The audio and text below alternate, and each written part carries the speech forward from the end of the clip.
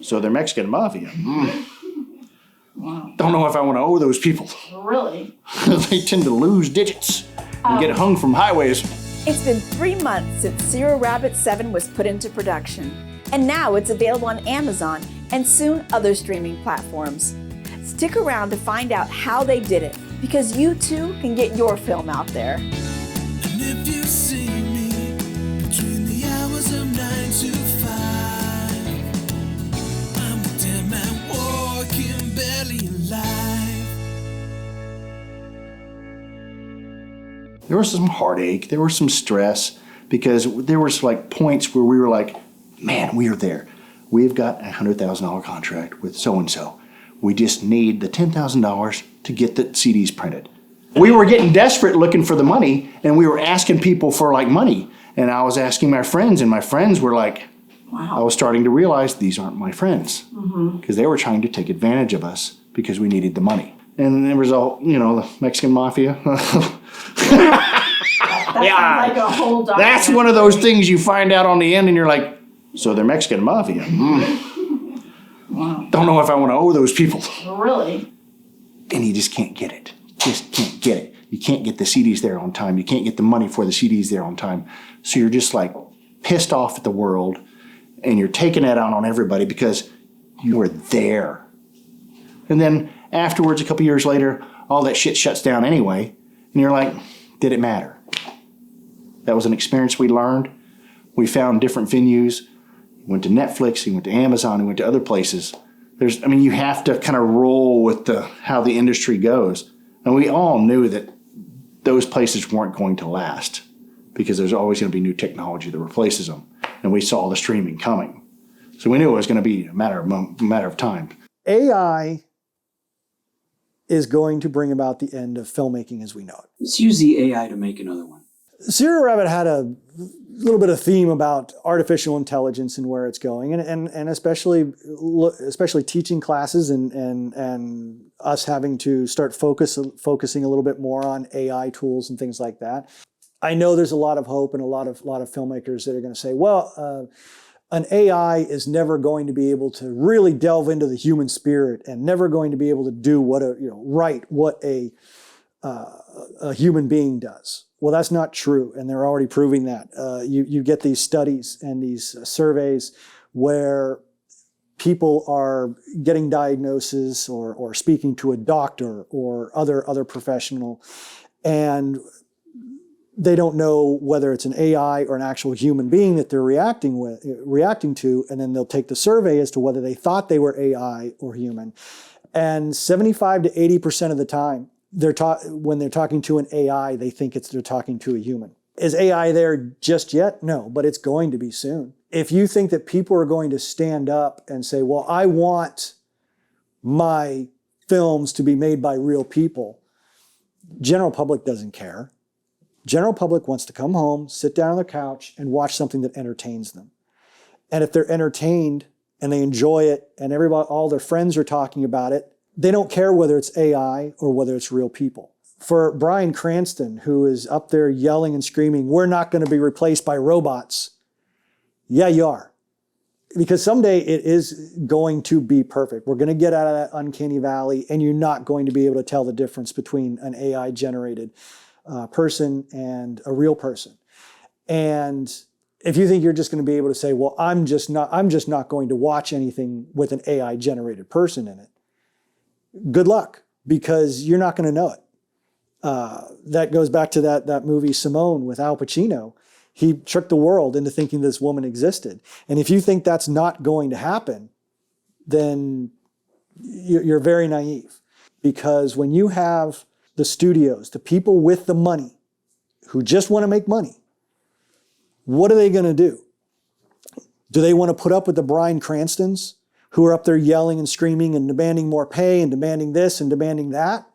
Or are you going to go with the AI that's not going to give you any problems, that's not going to get politically charged, isn't going to divide your audience like a Brie Larson or that Rachel whatever with the Snow White? Just an AI that's going to behave and entertain the audience? Or Bryan Cranston who's going to get up there and yell and jump up and down and piss half his audience off? Which way do you think the studios are going to go? And they're the ones with the money. They're the ones that are funding this. Your artists, the ones who actually do this for the love of it, they need the people with the money to be able to do that. So it's just not going to end well, especially for actors. Actors are on their way out. I'm sorry, but that's the way it's going to be. Think of when they used to say, well, the horse is never going to be replaced by this automobile, by this horseless carriage. Well, it was, and this is the same thing. We still have horses. We still go horseback riding. We still have fun on horses and whatnot, but it's a recreational thing. It's not this major, huge industry like it used to be. Because a movie studio, people with money that want to just make a movie and make money on that movie, when they can just plug it into an AI software for $150 and spit out this movie that's going to make them millions, why would you hire all this cast and crew? So if you're an actor, your future is the stage. There's not much future in film anymore. Distribution is a question that's always been at the top of every filmmaker's inquiry box. I even talk to other filmmakers and they're always talking about their latest project and, I'm even thinking about getting it on Netflix. I want to get it on Netflix. You're not going to get it on Netflix. Get that out of your mind right now, because I see on YouTube all these things about Netflix approved camera, blah blah blah blah. Look, that's if you're gonna strike up a deal with Netflix and they're gonna give you an originals or something like that. At that point, yeah, then go and buy that camera when you've got a deal with Netflix.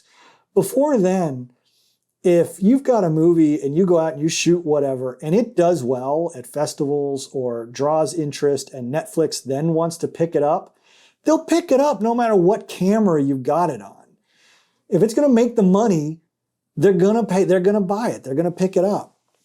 Stop worrying about what camera Netflix approves of, because you're going to buy this expensive camera and you're going to go out and you're going to shoot your movie, and Netflix isn't going to pay you any mind, because there are so many delivery requirements that your movie has to be in this format, it's got to be this aspect ratio, it's got to be this, it's got to be that. And they don't want to have to make sure that every single independent filmmaker knows what their delivery requirements are. So they're going to go to an aggregate or distributor, and they're going to work with 5 or 6 people. Okay, 5 or 6 companies, just in general, just speaking generally, rather than all of these independent filmmakers, because these aggregates or these distributors are going to know what Netflix needs, know what they want, and they're not going to approach Netflix unless all of that stuff is set and done and taken care of. Make your movie first, then worry about whether it's going to be on Netflix or whatever. And if you're making a $2,500 movie, it's not gonna get on Netflix. The series is just to get you out there to make your first film. And you're not going to make millions and billions and get on Netflix, and and you're not going to be the darling of the festivals with your first film out. So put that behind you. But when you are ready to get out there and start looking for distributors, then we don't do distribution deals anymore. Now, if one landed on our lap, hey, we're going to give you $1 million for Oldest Posse. We're probably going to take that deal.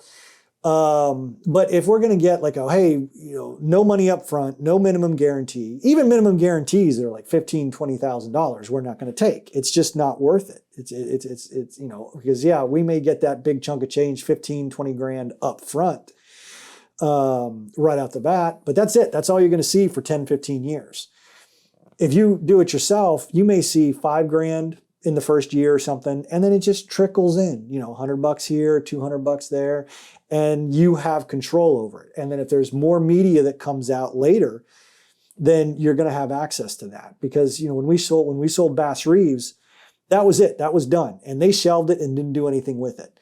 And we sold it in 2010, really before Amazon and Film Hub and all that stuff came about. And we would have been much better off just holding on to it and then distributing it ourselves when this all came out, when all this stuff came out.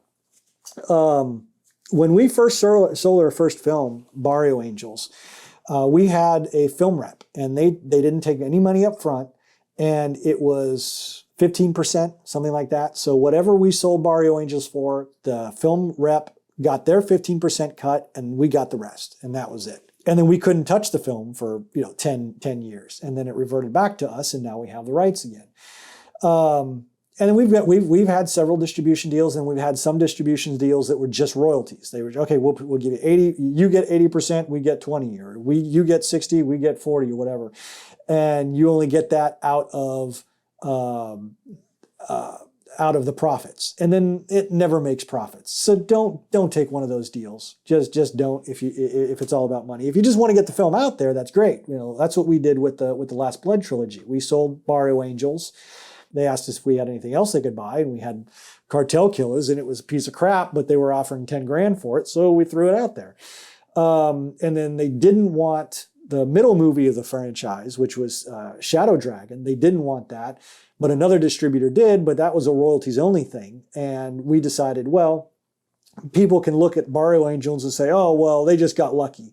And then if we sold another one and we sold Cartel Killers, then people could say, well, lightning struck twice. Well, if we got a third movie out there, then people would have to say, well, maybe they do have something. So we took the deal just to get it out there. And to this day, we never, still haven't seen a dime off that. So that's it? You spent a week with me spilling out all this babble, psycho bullshit about eyes and duality and intentions? And you just leave? I, by no stretch of the imagination, know the ins and outs of everything. Just like a lot of the other YouTubers that you see talking about distribution and them telling you that this is how you get distribution on Film Hub, and this is how you do it on Amazon. And Film Hub's no good because my movie only made 35 cents. Well, maybe your movie sucks and nobody wanted to see it. That's what I can look at some of our movies and go, well, this movie didn't make any money. Okay, well, what movies did make money? We've got enough movies out there that we can go, okay, look, our Westerns are doing really well. So, but our sci-fis aren't. So, okay, we know that the projects are good, but they're just not reaching the markets, and it's just not what people are looking for. If they're going for a science, if somebody's going in for science fiction, they want it to look like Blade Runner. They want it to look like Running Man. They want it to look really good, and they have a specific thing. And then when you get to our projects, which are well written, well performed, really good looking films, but they don't look like those Blade Runner movies, people aren't going to be interested. But when you go and you shoot a Western, with a lot of natural lighting, which people can forgive the natural lighting, and the costumes are good, the locations are good, people are interested in that, people watch it, they enjoy it, and they're not as fussy about it, unless it's a Hacklemore on a horse. People are more forgiving, and they enjoy it, and they watch it more. Maybe it's not Film Hub, maybe it's the movies that you're making, maybe it's the audiences that you're going after. Nobody knows everything. What we're going to do is just show you how to get up there on Film Hub and on Amazon and just start learning and figuring out what works for you, which of your movies do well, and build from there. If you look in our review section, sometimes you'll see this shouldn't be on Amazon. Well, and I've also seen other filmmakers on YouTube and talk about how they get their movies on Amazon and things like that. And they've said stuff like, well, if you're not at my level, then you shouldn't be on Amazon, and you're screwing up the algorithm and the payment methods, and you're the reason that we're only getting a penny an hour. Well, all I have to say is, you elitist, we're the reason Netflix and Amazon are where they are today. We as independent filmmakers, because when Netflix just started out, they were picking up people like us, the Serial Rabbits and the Serial Rabbit 3s and After the Day.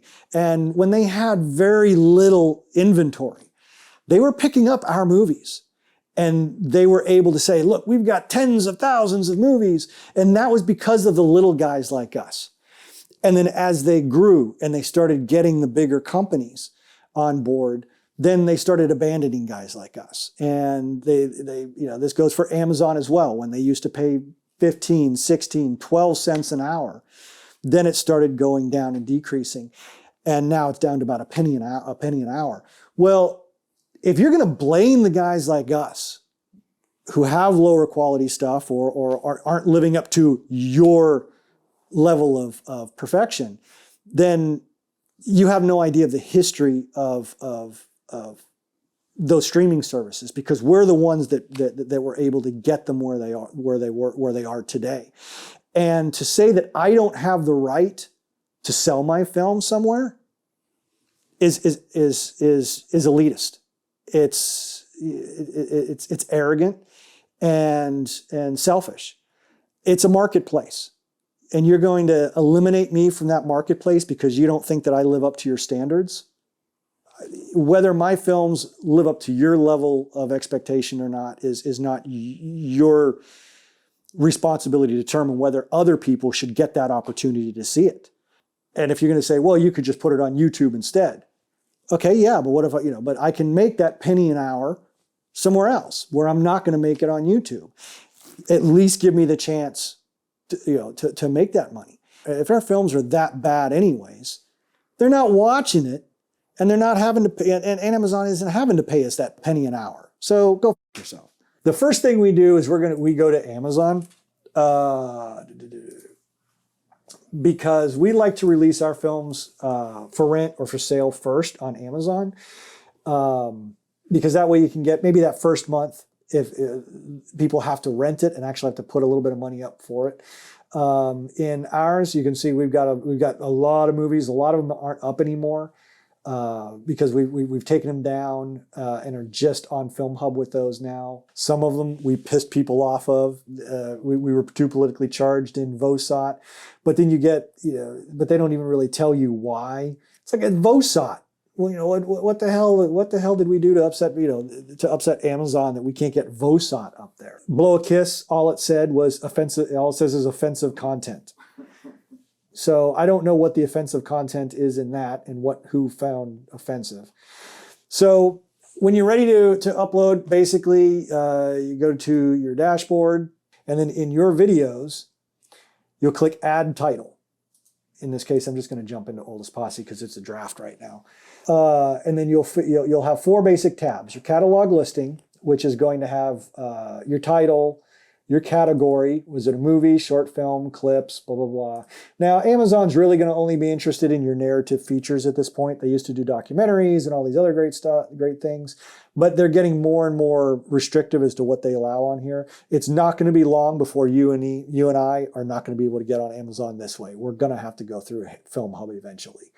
Then you get your synopsis, which is just a short little 400 character description of the movie. This is going to be your log line. This is going to be what's on when people see your title on Amazon. This is what they're going to read, the description. Put in your genre. For Oldest Posse, it's period piece, action, westerns, dramatic. You just you get to pick 3 of them. Country of origin, whatever origin you are, your language, and your original release date. We have a release date of November 1st on this one. Whether it actually hits November 1st or not. Now, if we released it and or hit publish on September, there's enough time for Amazon to do what it needs to be able to get published in November 1st. But even then, I've given publish dates on Amazon before of say October 15th, and they'll still publish it October 1st. They'll just publish it whenever they want. So just be aware of that. And that's why we're kind of being cautious on this, because we don't want it to come out before our festival run. So I'm holding off a little bit on hitting that publish button. And then your rating. It can cost up to about $2,500 every time you submit your film to the MPAA to get a rating. So if you want to get that R, PG, PG-13, you can get one. Anybody can submit to that. Anybody can, you could get your son's birthday party and film that and send it off to them, and they'll rate it. But you got to pay your $2,500. But then there's the other just regular standard, Amazon style, 16 plus, 13 plus, whatever. And then supply what you think the reasons for that rating are. Now, when we did Serial Rabbit 7, it did get kicked back to us because we gave it a 16 plus. I think we gave it a 16 plus rating, and it kicked back and said it was inappropriate rating. So we had to bump it up to 18 plus. So somebody is watching. And then you have your key art for Amazon, which is just your 16 by 9. And they have very strict artwork standards. There's a guideline. I think if you hover over here, it'll say art requirements, and it'll tell you what those art requirements are. Your title has to be legible. It has to be exact same. When we were submitting Sierra Rabbit 3, we had the hell of a time trying to get them to accept it because we had the 3 as the 3 clause, and it was like a Roman numeral 3, but it didn't accept it because it didn't see it as Sierra Rabbit 3. So we had to change our artwork, which was created because it was the 3 prongs of the rabbit, and we had to turn it to a numerical 3 in order to pass Amazon. Then you have your key art, which is 3:4, which is more your poster size looking thing. And then just a background image, which is going to be sort of the little splash background on your landing page.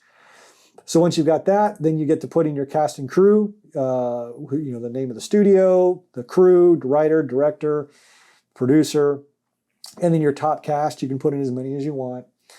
And then your video assets, you have to put up. You can put it in H.264 ProRes or I think MPEG.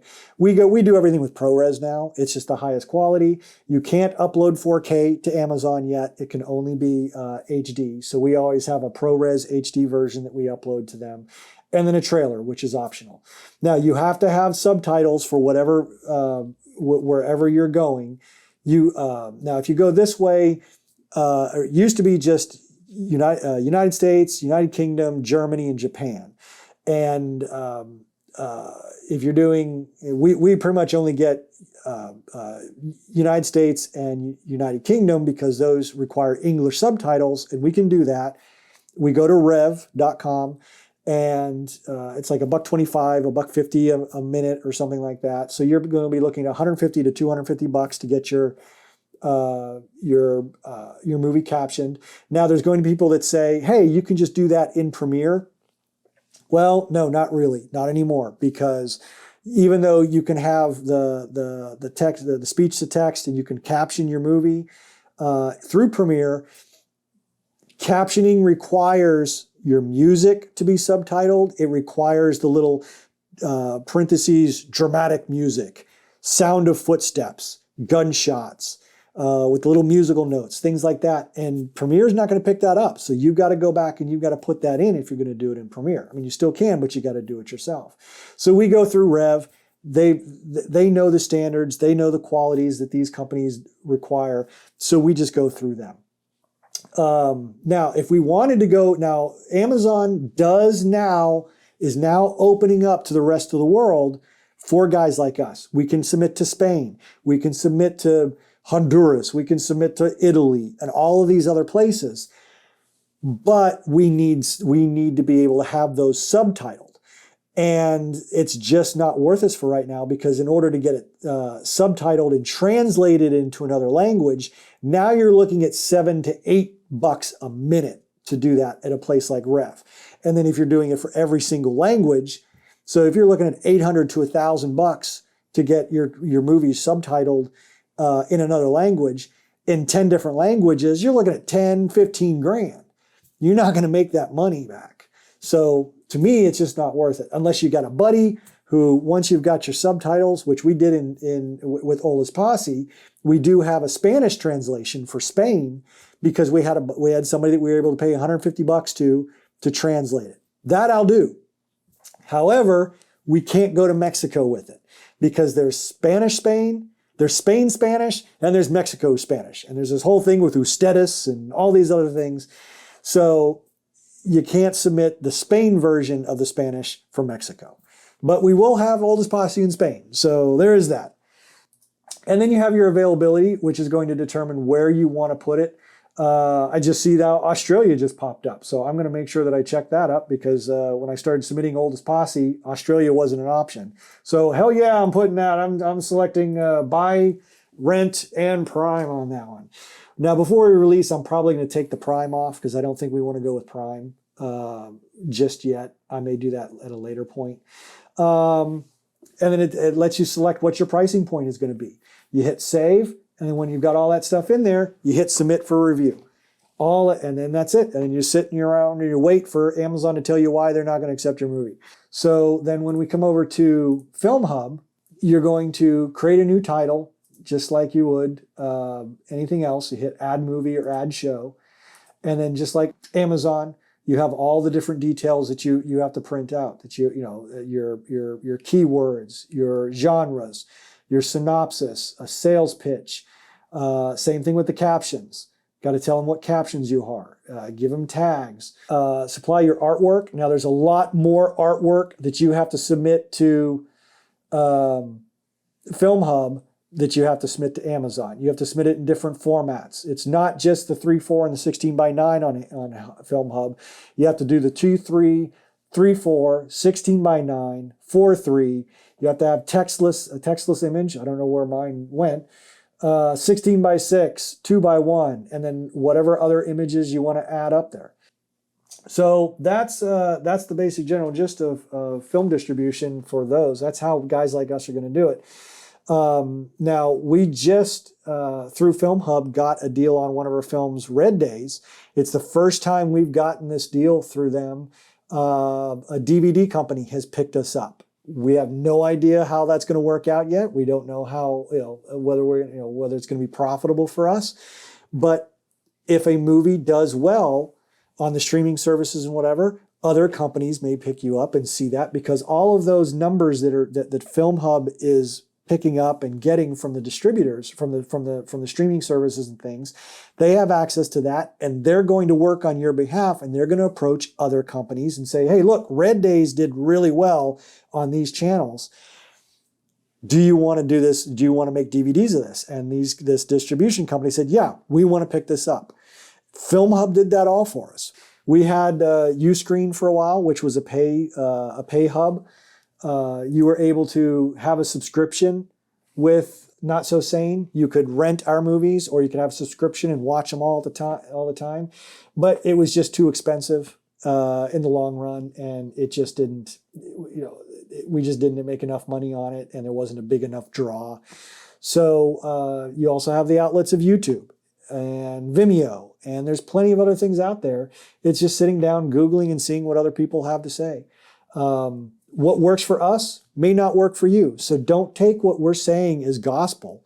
Get out there, do it yourself, watch people like us, watch people like other YouTubers, see what they have to say, and see what places work for your films.